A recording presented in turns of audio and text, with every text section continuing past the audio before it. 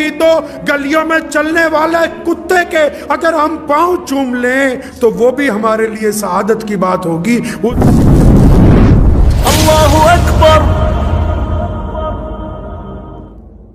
کیجئے۔ اور چلتے چلتے ایک بات بڑے دکھی دل کے ساتھ اپنے حاجی بھائیوں سے کہنا چاہتا ہوں کہ مکہ اور مدینہ کی زمین پر جانا کوئی معمولی بات ہے نہیں میاں صاحب، یہ کوئی بات ہی معمولی نہیں ہے، ایسی بات معمولی نہیں ہے۔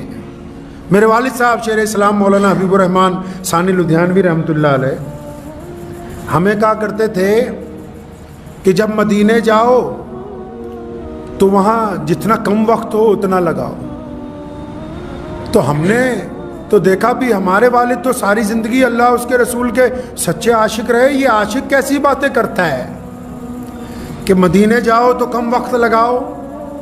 بھی کیا بات ہوگی؟ پوچھا کیا بات ہے؟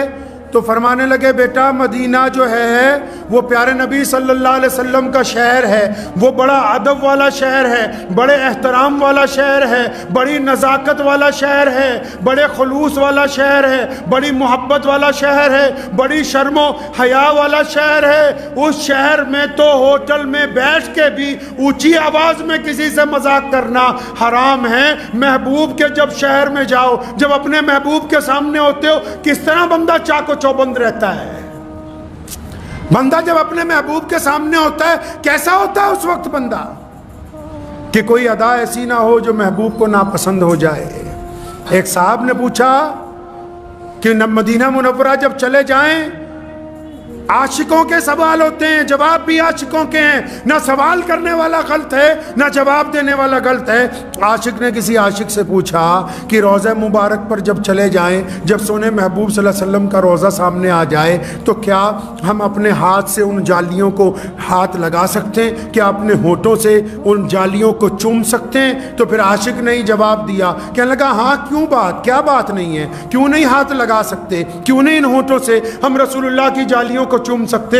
لیکن ہاتھ لگانے والا بھی اور ان کو چومنے والا بھی پہلے یہ بات تو طے کر لے، کیا یہ ہاتھ اس قابل ہیں، کیا یہ ہاتھ اس قابل ہیں کہ یہ پیارے محمد صلی اللہ علیہ وسلم کے روضے عطر کی جالیوں کو لگا دیا جائے؟ کیا یہ ہونٹ اس قابل ہیں کہ آقا دو جہاں صلی اللہ علیہ وسلم کے روضے کی جالیوں کو لگ جائے؟ یہ عشق کی باتیں ہیں۔ اور حاجی بھائیوں یہ عشق کا سفر ہے۔ آپ کی تکلیف کو میں سمجھتا ہوں، لیکن آپ نے جو تکلیف کا اظہار کیا اس کو بہانہ بنا کے لوگوں نے سیاست شروع کر دی۔ ارے مدینے کی تو گلیوں میں چلنے والے کتے کے اگر ہم پاؤں چوم لیں تو وہ بھی ہمارے لیے سعادت کی بات ہوگی۔ اس زمین پر رہ کے بس ایک کام پکڑ لیجئے کہ جب تک اس مقدس سفر میں ہیں صبر سے کام لیجئے، عشق سے کام لیجئے، محبت سے کام لیجئے، اپنی زبان کو گلے اور شکوے سے روک لیجئے۔ نبی علیہ السلام نے فرمایا جس نے حج کی تکلیفیں، جس نے مدینہ منورہ کی پریشانیوں پر صبر کر لیا اللہ اس سے راضی ہو جائے گا۔ اس مقدس شہر کا نام اخباروں میں آئے، اخباروں میں یہ کہہ کے آئے کہ روئے زمین مقدس پر فلاں فلاں نے یہ فلاں فلاں حاجی کے ساتھ زیادتی کر دی، یہ میرے لیے بھی شرمندگی کی بات ہے، آپ کے لیے بھی شرمندگی کی بات ہے، اور بے غیرت انتظامات کرنے والوں کے لیے بھی شرمندگی کی بات ہے۔ یہ ضرور کہنا چاہتا ہوں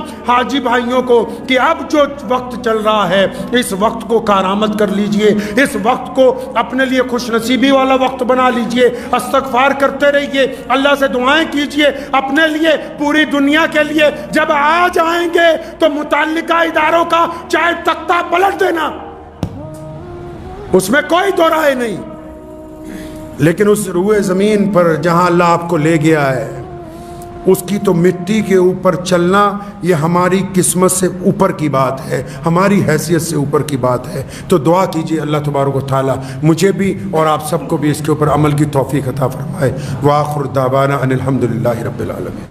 مجھے امید ہے کہ آپ کو یہ ویڈیو پسند آئی ہوگی، اگر پسند آئی ہو تو یہ آپ اپنے دوستوں کے ساتھ شیئر کریں اور اس چینل کو سبسکرائب ضرور کریں۔